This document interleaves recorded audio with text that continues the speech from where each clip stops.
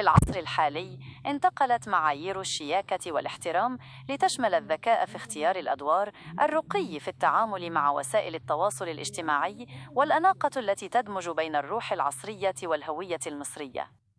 إليك أبرز الفنانات التي يمثلن هذا المثلث: الجمال، الاحترام، والشياكة في وقتنا الحاضر.